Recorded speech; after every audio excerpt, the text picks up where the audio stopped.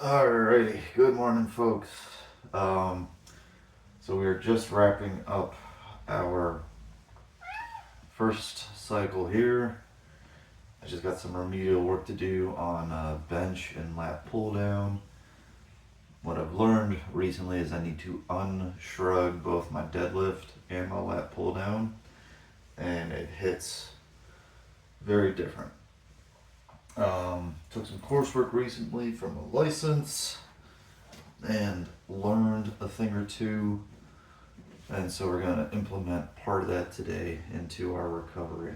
So this is where, for myself, I've had this recurring hip issue, and despite this continued treatment for it for several months and weeks, whatever you want to call it, it's probably almost coming up on a year now. I've still been fighting it, but when I work on parts of my spinal musculature, it feels better. So we gotta move Mr. Bogey Butt. But first, big stretch from Mr. Bones. There you go, bud. Alright, so if I'm laying on back, and hopefully Mr. Bones doesn't lay on me. If I roll to the right, that's about where I start to feel restricted, particularly through the hip. And if I roll left, right, I can get my body all the way down. So there is, kind of a simple test for me, right? Can I, push my knees down? Sure, it gets a little painful there. I'll do that classic, piriformis. Okay, right now, right, that my hips are tight, so that's where I'm getting a good stretch on my left hip.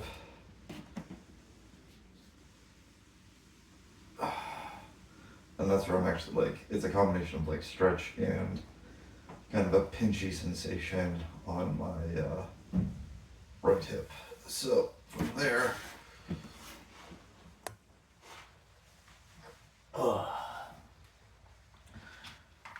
we get a ball.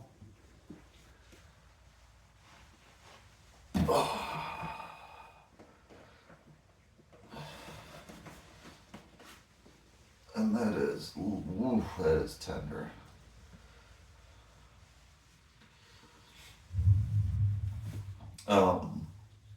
So there's this, there's this theory in the PT world where, the QL, the diaphragm, and then the psoas kind of form this triangle.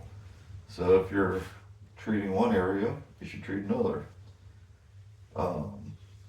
So as I'm laying on here, I am getting this intermittent radiating pain to the front of my hip. That feels pretty good now. We're gonna shift over. Yep, that's awful.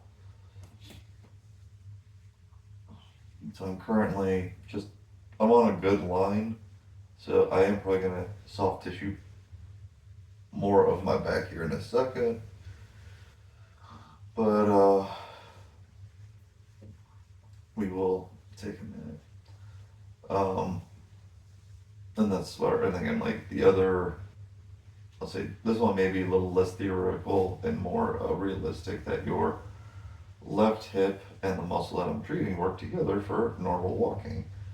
I've had this history of left hip weakness, left knee pain.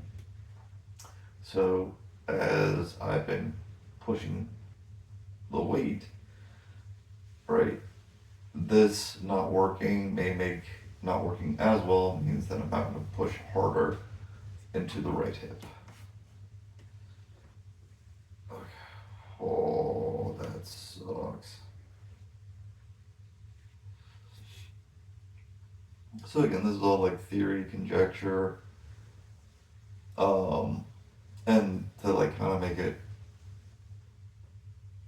more scientific, right? We did a test, right? We did the side-to-side roll, and I crossed one leg over the other. And now we're doing something, right? So then the question is, what effect is that going to have on that first test?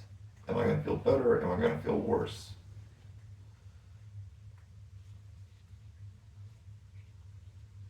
That feels pretty good there.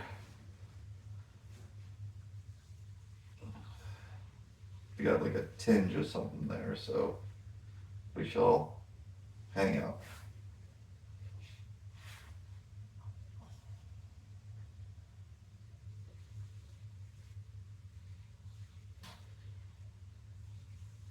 And that is pretty dandy. So there's more that we could probably treat in that area, but for now, let's see what we got. So again, if we go left, easy breezy beautiful. If we go right, let's see here. So that's where I feel like my restriction is. So I feel like we dropped more than a few inches. That's cool. Then that. Let's see what we got on this guy. So now we get more of a stretch here before I get the pinch in the groin. So I'm going to come up a little higher into my back. Oh, that is. Ooh, ooh, ooh. So already, just like we, the talking, just a few minutes, got me. Oh, it's terrible, in a good way. So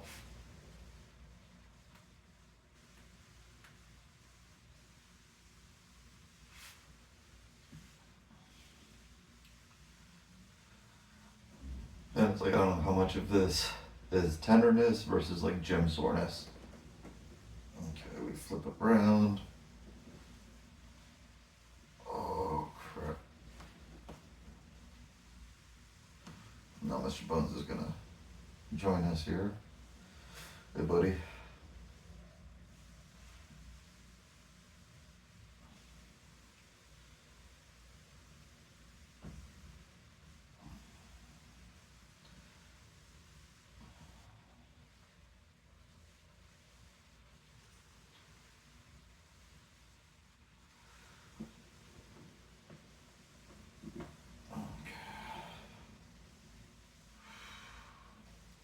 So what I'm doing, I'm just working that ball progressively down my spine right now from the bottom of my rib cage.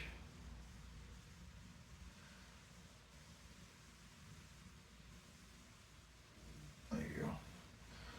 What y'all can't see is that he's got one paw still on the floor, so he's got like 3 paws up on me, and then he's got a stanky leg.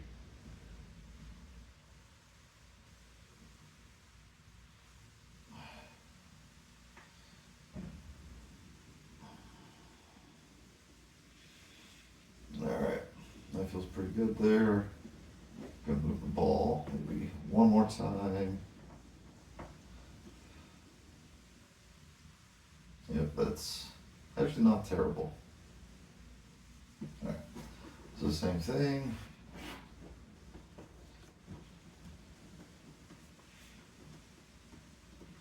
Alright, so now I get to about there prior to onset of symptoms. And then if we do our little leg cross, alright, I'm actually getting pretty much all hip, no groin pinch. Still a touch of groin. So we go back to the back. And there it is. Ooh.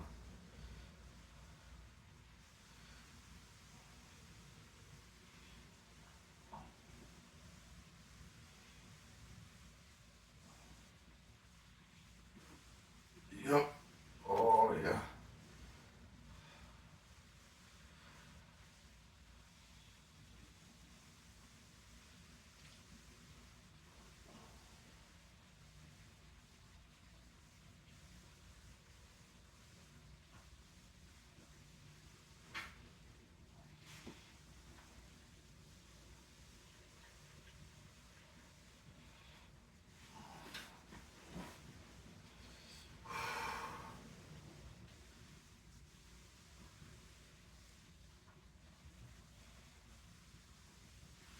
So admittedly it's taking me like, probably 10 to 15 minutes to treat this area, but it's taken me a year to get to this point to, discover this. I'm a little disappointed in myself for that fact, but here we are.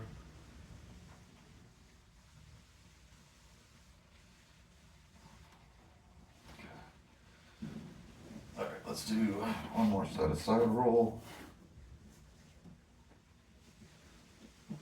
All right. And this is where actually if I do like a pelvic tilt, this feels like a full stretch. Very little back pain.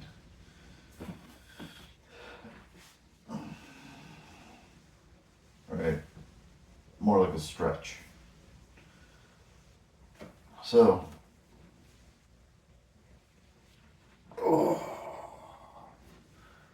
having mobilized it a little bit, let's make sure we don't kick Mr. Bones in the face. And this is where just like my legs are currently getting, well, my whole body feels pretty dead right now. Alright, so here we have our kind of classic. Alright, so if I start down here, tilt myself up, push myself through. Alright, good hip flexor stretch. And this is currently as far as I can like open up, and it's still very much in my quad, in my hip flexor. I know I can do this, but now it's coming more so from my spine. But flip side, I am still getting a good hip flexor stretch on this side, so I am not mad about that at all.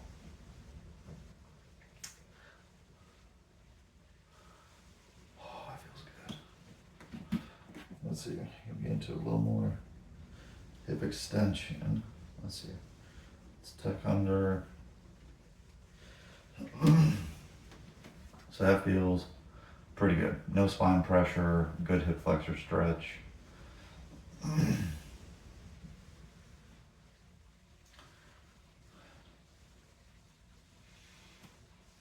Holding it for about 30 seconds.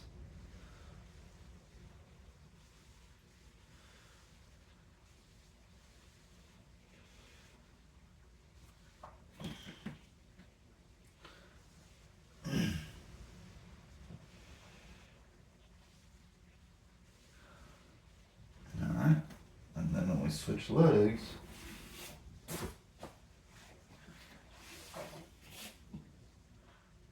right,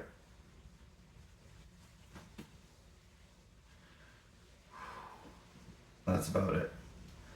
And this is with me trying to like stay a little more upright like I did with my left leg. So hip flexor is definitely tighter on this side, whether it was a particular injury or just an adaptation. I'm not entirely sure, but here we are.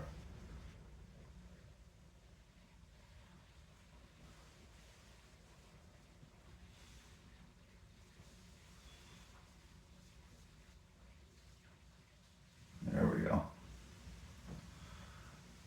So I just felt my hip loosen up all of a sudden.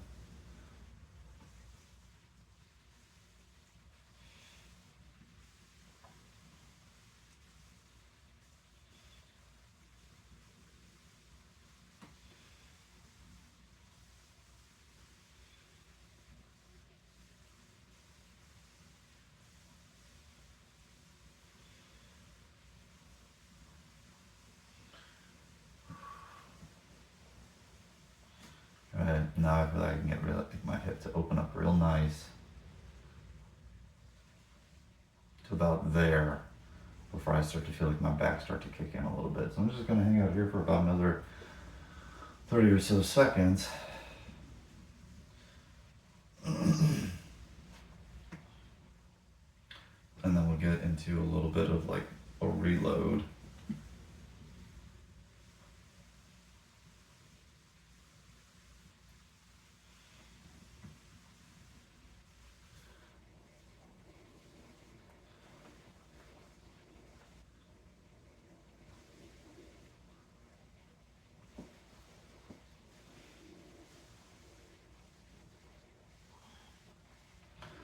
So the same thing. Let's do a quick recheck.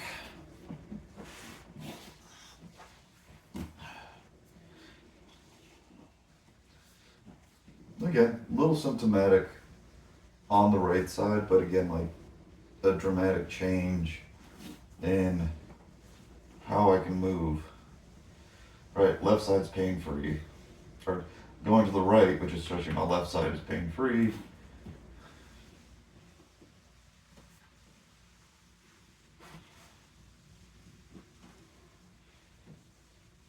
A smidge of symptoms. And then if we do the leg cross, still a little pinch, but more of a stretch.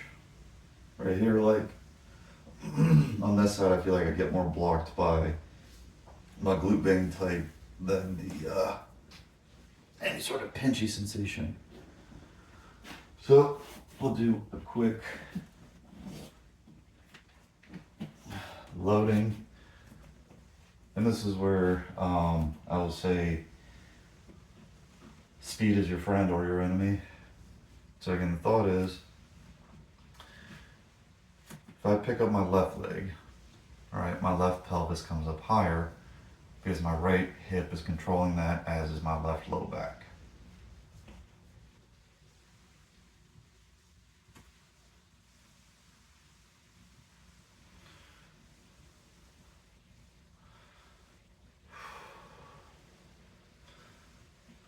So instead of trying to just snap my leg up, I'm trying to kind of control it up, control it down. Do some bit of like kind of bracing in here as I'm doing that. Trying to retrain this movement in a way that is relaxing for the muscle without it going into spasm, hopefully.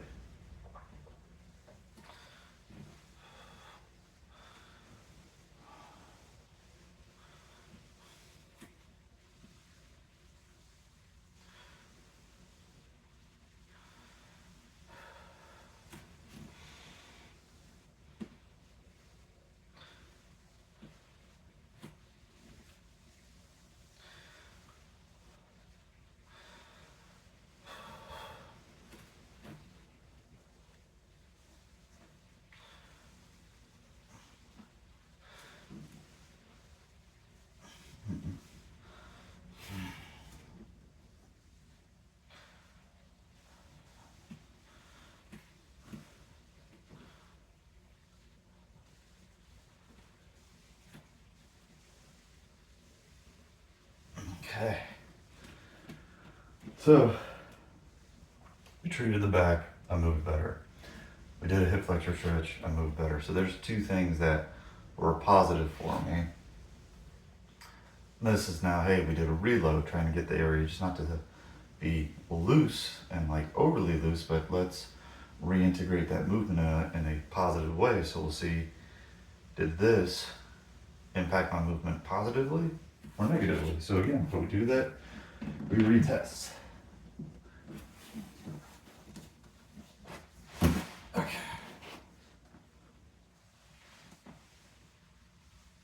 No symptoms.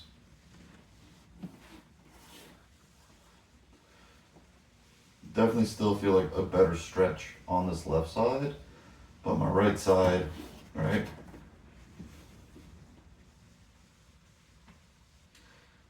It feels tight in a different way, in a different spot. Okay.